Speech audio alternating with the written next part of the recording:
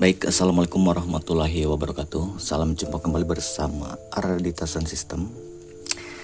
Untuk video kali ini kita akan meneruskan pekerjaan yang kemarin yang pernah saya tutorialkan di part 1 mengenai yaitu pembuatan SMPS Super Mini.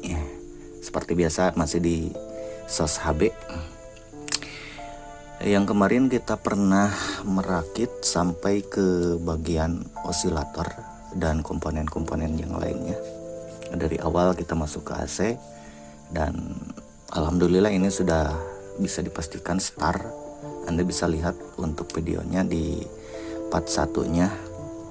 Dan frekuensi itu sekitaran 50 kHz. Dan apabila Anda ingin mengganti frekuensi, menurunkan atau menaikkannya, Anda bisa lihat di sini ada satu kapasitor. Kapasitornya 4700 PF ya, atau 471 PF.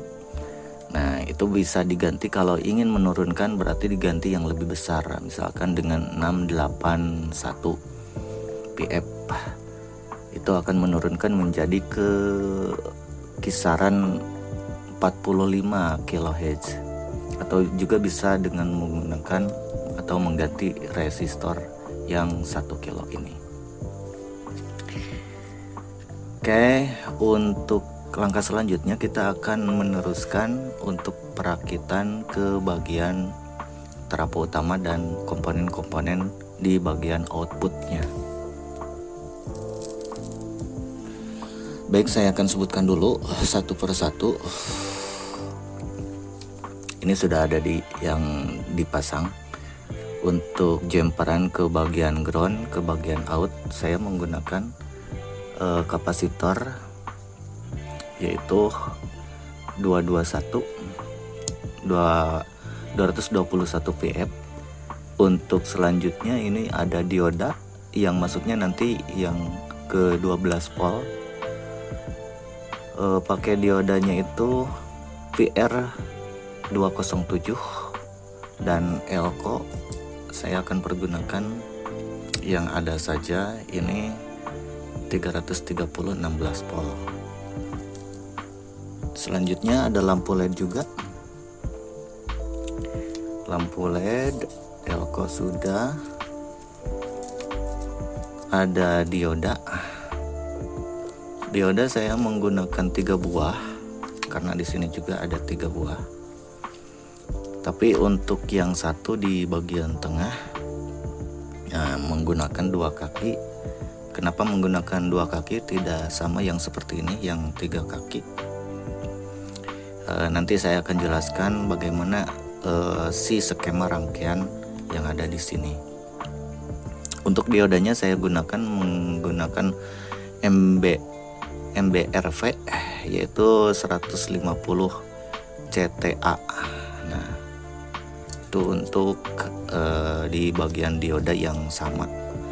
Dan untuk yang satunya lagi ini saya cari dari bekas TV kayaknya, saya lupa lagi. Selanjutnya untuk elko menggunakan 4 elko dengan ukuran 100 volt 470 mikrofarad. Ada lagi ini sebagai kopelan ke bagian ground dari min plus, yaitu menggunakan kapasitor C224 400 volt. Ini ada 2 buah, jadi yang di sebelah sini. Ada resistor juga untuk ke bagian lampu LED yang ada di sini. Ya. Resistor saya pergunakan dengan menggunakan resistor 2K2 atau 2,2. Untuk bagian utama yaitu di trafonya, saya sudah melilitnya. Saya jelaskan sedikit dulu karena kalau ingin lebih detail untuk penjelasannya Anda bisa mengambil ke video berikutnya yaitu di part 3 ya. Tapi saya akan jelaskan sedikit untuk lilitan bagian sekunder untuk bagian AC nya. Untuk bagian AC yang ini saya menggunakan kisaran 5 rangkap 0,4 untuk diameternya, dan untuk lilitan kisaran untuk keseluruhannya 30 lilit. Jadi pertama 15 lilit, terusan untuk selanjutnya disimpan dulu ke sini, lalu dililit lagi untuk bagian primer. Untuk pengeluarannya kisaran 10 lilit untuk bagian CT. Selanjutnya dililit lagi 15 lilit untuk ke bagian sekunder. Bisa dimengerti ya. Terusan untuk selanjutnya ke bagian yang 12 volt, tapi pengeluarannya kisaran saya ukur, saya coba di luar tadi itu kisaran 15 volt. Saya menggunakan 3 lilit. Oke, untuk penjelasan lebih lanjut untuk di bagian trafo utama, Anda bisa simak sekali lagi di part 3 ya. Karena untuk menjelaskan ini mungkin agak lama. Jadi kita akan langsung masuk saja ke perakitan agar kalian bisa tahu bagaimana sih reaksinya dan juga voltase yang keluarnya dari hasil rangkaian yang ada di sini dan pembuatan dari trafo utama. Oke. Untuk langkah pertama kita masukkan dulu untuk bagian dioda.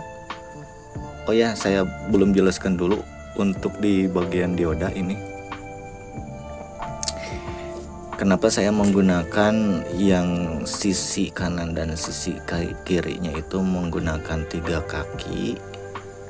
Terusan yang satunya lagi ini cuma 2 kaki. Terusan yang dipasang yang sebelahnya itu, nah yang ini tidak dipasang ya. Jadi kaki yang satunya tidak dipasang, cuman dari tengah ke bagian sisi kanan. Nah, bisa dilihat ya. Oke, kita perjelas dulu. Saya ambilkan ini ada di belakang untuk bagian skemanya sebelum kita merakit. Kenapa saya menggunakan yang bagian tengah menjadi 2 kaki?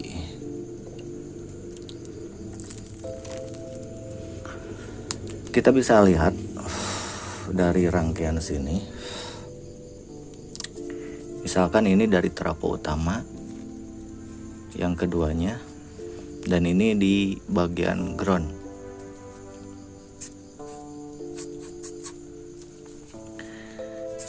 Anggap aja ini bagian plus yang masuk, yang sebelum masuk ke dioda. Yang pertama ini masuk rangkaian ke sini dan penyiarahnya masuk menyiarah. Saya contohkan ini menyiarah ke bagian kaki yang masuk ke elko. Misalkan di sini bagian plus. Anggap ini 1 ampere masuk. Terusan yang satunya lagi di sini ada bagian dari trafo utama yang masuk ke sini, lalu ke sini, dan yang ke sini ini menunjukkan ada 1 dioda lagi, yang berarti ini anggap aja 1 ampere, berarti ada 2. Nah, ini untuk bagian plus berarti sudah masuk 2 ampere ke bagian sini. Sementara untuk di bagian yang satunya lagi, yang di bagian min, nah, untuk di bagian min dari sini, dari trafo utama masuk, tadi masuk ke bagian plusnya sudah, ini ke bagian min, ini dimasukkan ke bagian dioda bagian tengah, lalu masuk ke sini ada 1 dioda, misalkan ini 1 ampere. Di sini juga bagian min 1 ampere. Nah, ini udah 2 ya, berarti sama dengan ini. Ketika menggunakan 1 dioda yang di bagian tengah, itu semuanya mengarah ke bagian min juga, berarti di sini 1, di sini 1, berarti terlalu besar tegangan yang masuk ke bagian min. Jadi saya menggunakan cuma 2 kaki. Itu untuk penjelasannya mengapa saya pergunakan untuk di bagian tengah menggunakan kaki yang berdioda kaki 2, tidak kaki 3, karena itu akan sangat berimbas, bagian minnya itu akan lebih besar dibandingkan di bagian plus. Oke, itu untuk penjelasannya, dan kita coba untuk melanjutkan ke perakitannya.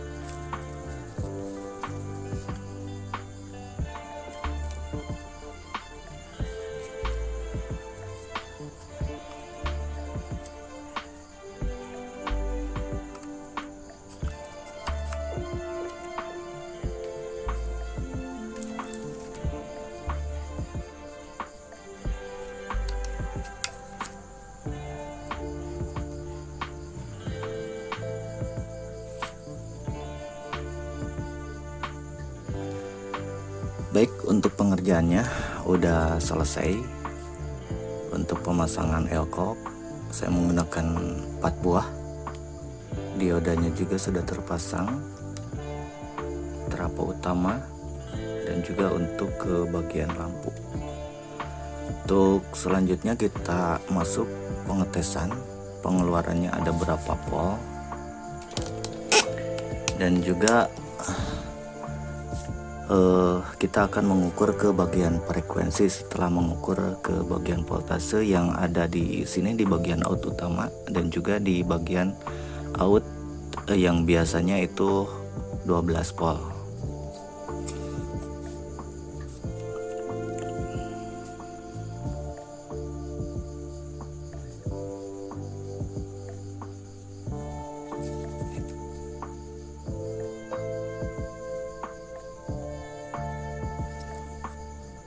Oke, kita coba tes dulu. Saya akan masukkan dulu untuk di bagian kabel.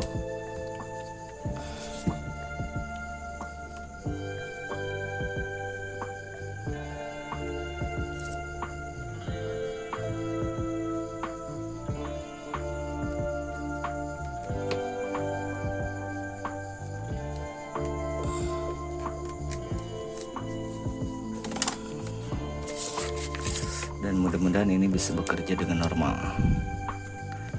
Kita coba untuk colokan bagian AC-nya.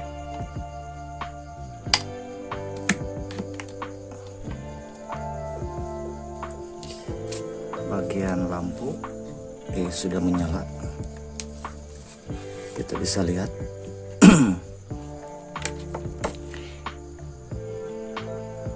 bagian pad masih tetap dingin.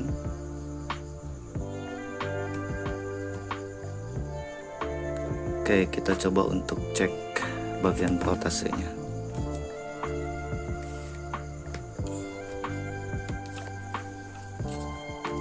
Ini bagian groundnya, biar bisa kelihatan jelas.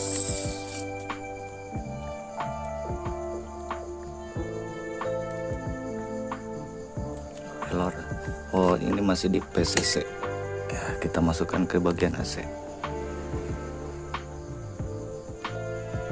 Terdapat 49 volt dengan 0,5 0,4. Yang satunya lagi 50 volt lebih. Ini di bagian min apa plus? Oh, ini ada di bagian plus, yang berarti lumayan cukup besar ke bagian plus. Sekali lagi, ini 49, yang satunya lagi kisaran 51. Beda sedikit ya, karena mungkin belum dikopel karena saya tidak menggunakan kopelan resistor. Oke, itu untuk di bagian voltase, dan kita masuk ke bagian frekuensi. Untuk bagian frekuensi kita ukur di bagian pad.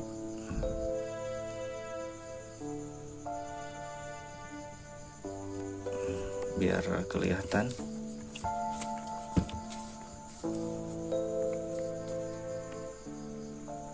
Ini di bagian padnya, sisi kiri dan kanan